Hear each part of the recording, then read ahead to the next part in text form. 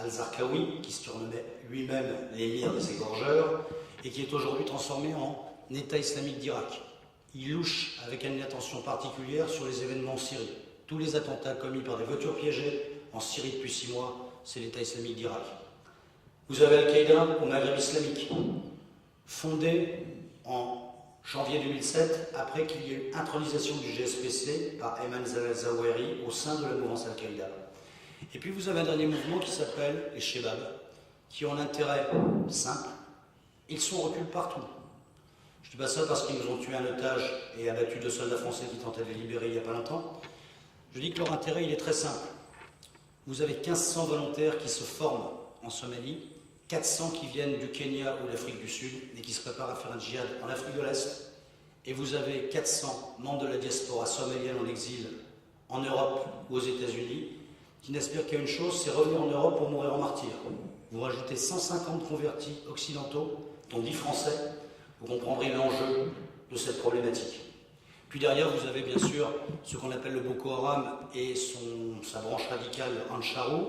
Et puis vous avez l'Émirat islamique du Caucase, des anciens combattants tchétchènes qui ont perdu tout lien avec Al-Qaïda. Le troisième cercle, ce sont ces groupes domestiques dont je vous parlais tout à l'heure, et ce sont ces loups solitaires, dont la propagande d'Internet de la mouvance Al-Qaïda espère qu'ils vont jouer tout seuls. Si vous comprenez bien, le centre, c'est l'icône, ça reste le modèle référentiel. Al-Qaïda central reste le modèle référentiel. Les organisations franchisées représentent le djihad global. L'ensemble des loups solitaires et des groupes domestiques représentent l'internationalisation du djihad. C'est comme ça qu'ils arrivent à nous faire croire qu'ils sont nombreux et qu'ils sont dangereux.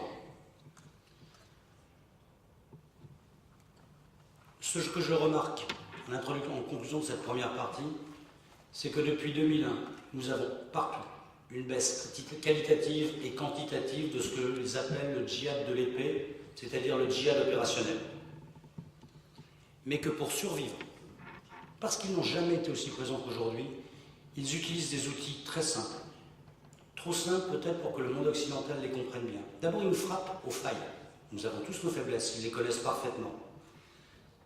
Quand ils prennent des otages, que ce soit des otages occidentaux ou le gendarme mauritanien dont je vous parlais, ils savent utiliser le relais de l'opinion publique. Quand ils travaillent sur le cyber-djihad avec 2000 sites présents un petit peu partout, ils donnent l'impression par un simple clic informatique en faisant des liens qu'ils sont présents partout. Ils sont quelques dizaines de milliers avec quelques centaines de milliers de sympathisants et quelques millions de gens qui accordent une importance à leur théorie contre l'ensemble de la communauté internationale. Et puis surtout, là où ils sont très forts, c'est sur la stratégie de la communication. Parce qu'ils utilisent comme relais de communication notre appareil de communication. Nous autres occidentaux passons notre temps à nous tirer des balles dans le pied. Je vous donne un exemple. Quand Al-Qaïda au Maghreb islamique lance une vidéo en exagérant le nombre de ses succès, c'est repris automatiquement par toutes les chaînes occidentales sans aucune précaution. Nous nous tirons en permanence des balles dans le pied, c'est pour ça que des séminaires comme celui-là aujourd'hui sont extrêmement importants. Après, je dirais, ces concepts qui me paraissaient importants à comprendre. Revenons à ACMI.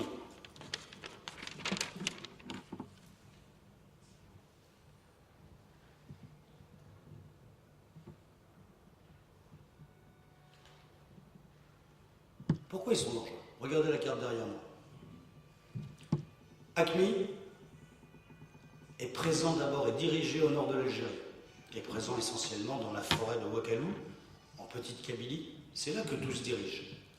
Mais grâce à ACMI Sud, ces 4 katibats, il a obtenu une zone de sanctuarisation avant le 11 janvier qui s'étendait à la frontière de la Mauritanie, sur tout le Mali, sur une partie du Niger, sur une partie de la Libye, et qui était complémentarisé au sud par le mouvement Boko Haram, qui prend le nord du Nigeria et qui part, parce qu'il est d'ethnie Haoussa, a des complicités dans les pays voisins, Niger, Burkina Faso, Cameroun, Tchad, par l'ethnie Haoussa. La manière dont a été gérée l'intervention en Libye l'année dernière a déstabilisé la région. Je ne dis pas qu'il ne fallait pas aider le peuple libyen, je dis qu'il y a eu des précautions qui n'ont pas été prises. et qu'aujourd'hui vous avez un État libyen qui est chancelant avec une vraie base djihadiste, marquée par exemple par l'existence d'un mouvement salafite nommé Al-Ansar al-Sharia, les partisans de la loi islamique, qui est l'auteur de l'exécution de l'ambassadeur en Libye il y a ça quelques mois, le 11 septembre 2012. Plus au sud, sur la côte de la Somalie, à la Corne de l'Afrique, vous avez le mouvement des Shabab. De l'autre côté, au Yémen, vous avez un mouvement qui s'appelle AQPA, qui a un relais local appelé Al-Ansar al-Sharia encore, relais local au djihadisme Al-Qaïda. Puis vous remontez, vous avez la Syrie. Ces gens-là échangent. Ils ne cherchent pas à contrôler des territoires, ils cherchent à passer librement. Ce qui vous inquiétait pendant des mois, dans l'évolution d'AQMI dans cette région, c'est le passage possible par des routes plus discrètes vers l'Europe, des gens qui étaient en Somalie. Je donne un autre exemple. Il y a 1 an et demi, Al-Qaïda dans la péninsule arabique a contacté Al-Qaïda au Maghreb islamique en leur disant « Nous, on sait faire des attentats par avion, on sait fabriquer, on a des artificiers qui fabriquent des objets indétectables. » Vous vous rappelez d'Abdul Muttalab. Vous ne savez pas faire. Vous pourriez faire des attentats vers la France ou vers l'Europe. Nous, par contre, on sait enlever des gens, dans la tradition des milites, ça se fait assez bien, mais on ne sait pas négocier. On ne sait pas à qui s'adresser, on ne sait pas donner la preuve de vie, on ne sait pas combien demander, on ne sait pas comment organiser la libération d'otages.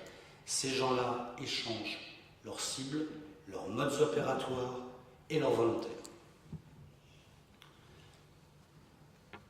Je ne vais pas vous apprendre qu'il y a une intervention française qui est faite dans le cadre de la résolution 2065 du Conseil de sécurité de l'ONU depuis le 11 janvier, à la demande des autorités maliennes. Cette intervention est un vrai succès opérationnel pour l'instant. Les militaires savent qu'un succès opérationnel d'aujourd'hui peut être un échec de demain. Ce qui est sûr, c'est que pour l'instant, nous avons réussi, avec les Maliens et avec l'aide d'un certain nombre de pays africains, à déstabiliser gravement AQMI et, je dirais, à mettre son organisation à plein de débandade. Mais ce n'est pas suffisant. Ce n'est pas suffisant parce que vous savez que le Mali de demain ne pourra pas être le Mali d'hier, ça provoquera des bouleversements régionaux. Et que ça, il faut en prendre compte, c'est-à-dire que si on fait la guerre, c'est-à-dire le dossier militaire de la guerre, en oubliant le dossier gouvernance et le dossier développement, on obtient la situation de l'Afghanistan. On peut gagner une guerre, on peut gagner une bataille et perdre la guerre. Et là, il ne faut pas perdre de vue qu'on ne peut pas perdre la bataille au Mali parce que c'est l'enjeu pour le Sahel, c'est l'enjeu pour l'Afrique, c'est l'enjeu pour l'Europe. Ce qui me paraît extrêmement important, c'est de comprendre que cette victoire militaire qui se déroule sans grave dommage depuis 3 semaines a fait évoluer la menace d'Al-Qaïda au Maghreb islamique en termes de nature et en termes d'intensité, non seulement pour la région, mais pour les intérêts européens, en Europe et hors d'Europe. Pour l'instant, les menaces de cette mouvance djihadiste AQMI Mujao en Sardine sont principalement présentes en zone maghrébo-sahélienne. Et rapidement, ça peut changer. Que craint-on? On craint que le territoire européen ne soit pas à l'abri, d'abord, d'une frappe isolée ou 2 frappes isolées. À court terme, ce qu'on craint, on a parlé de Mohamed Merah ce matin, Gilles Kerkhove l'explique très bien, on craint l'acte par rétorsion d'un individu solitaire qui, un matin, décide de passer à l'acte. Et ça, on l'a vu arriver. Je vous donne l'exemple. En France, mon service a, depuis 3 semaines, interpellé une dizaine d'individus qui avaient tous le profil d'un Mohamed Merah, avec un basculement très rapide potentiel. À moyen terme, ce qu'on risque, c'est le redéploiement en Europe de volontaires européens engagés dans AQMI qui viendraient, par rétorsion aussi, décider de venir frapper sur leur territoire d'origine. Et là encore, je vous donne des chiffres. 4 Français ont été interpellés au Mali. Et nous avons interpellé en France 9 individus qui étaient en relation avec eux, qui voulaient combattre dans les rangs d'AQMI. Et puis à long terme, c'est à cet effet que je vous montre la carte qui est là. Al-Qaïda au Maghreb islamique se veut le maillon régional en Afrique du Nord-Ouest d'une mouvance, et que ça peut donc attirer des vocations venant du Yémen, venant de Somalie, venant de zones afghano-pakistanaises. Nous sommes donc extrêmement prudents là-dessus, principalement en France. Mais nos camarades espagnols ou nos camarades britanniques qui ont vécu les chocs des attentats de Madrid ou de Londres savent parfaitement de quoi je parle. Le combat est loin d'être terminé au Mali. La Drare des Iforas est une vraie citadelle et malgré le ralliement de l'ensemble des Touaregs de la zone de la Drare des Iforas et puis malgré la cassure d'Ansaridine, ça va être difficile à prendre. Deuxièmement, vous avez certaines unités djihadistes de cette mouvance, je pense en particulier au Mujao, vous savez, cette dissidence de la Katiba el-Mokhtar qui elle-même est expulsée d'Aqmi. Le Mujao, c'est des trafiquants de drogue, c'est comme ça qu'ils trouvent leur puissance. C'est des bérabiches appartenant à des milices comme Tombouctou et Gao qui sont des purs narcotrafiquants.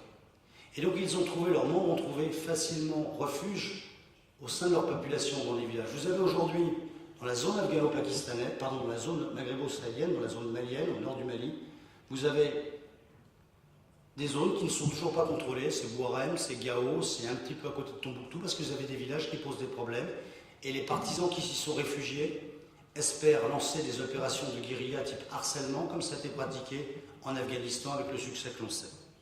Pour l'instant, ce n'est pas très violent. Il faut arriver à éliminer ces individus avant qu'ils ne réussissent à créer un effet d'entraînement d'une partie de la population. Et puis surtout, pourquoi cette guerre a été déclenchée? Vous, comme nous, avons été frappés par ce phénomène, nous avons des otages. C'est de là qu'Al-Qaïda tire sa puissance médiatique, c'est de là qu'Al-Qaïda tire sa puissance financière, c'est de là qu'Al-Qaïda tire sa force puisqu'il a des boucliers humains.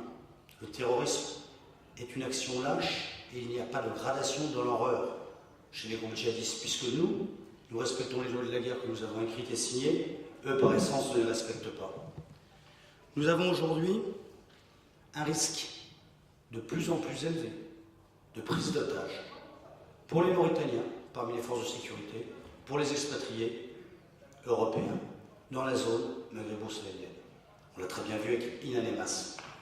Rappelons que depuis le 22 février 2008, il y a quand même eu une trentaine d'Occidentaux qui ont été enlevés par les groupes en zone maghrébo-sahélienne et 4 au Nigeria, et je ne parle pas des Mauritaniens, des Maliens ou des Nigériens. Aujourd'hui, nous en sommes détenus par Al-Qaïda au Maghreb islamique, 6 Français, un Danois, un Néerlandais, un Britannique d'origine sud-africaine, par le Mujao, un Français et 3 Algériens, et puis par Anshao, les versions radicales des Boko Haram, un Français. C'est aussi pour cela qu'ensemble, tout le monde s'est battu. Je pense que ce qui est important de comprendre en conclusion de mon intervention, si je viens aujourd'hui, c'était d'abord pour remercier les Mauritaniens avec qui j'ai beaucoup travaillé il y a quelques années, d'avoir à partir de 2005 avoir été les premiers et tout seuls à s'engager pour Aqmi. Et puis pour dire qu'aujourd'hui, puisque nous Français nous sommes engagés à leur côté, aux côtés de l'ensemble des pays africains, dans ce combat au Mali, sans être absolument le gendarme de l'Afrique, je pense qu'il faut absolument garder la garde haute et bien penser que sans collaboration internationale, on n'arrivera pas à se débarrasser de ce poison. Merci de votre attention.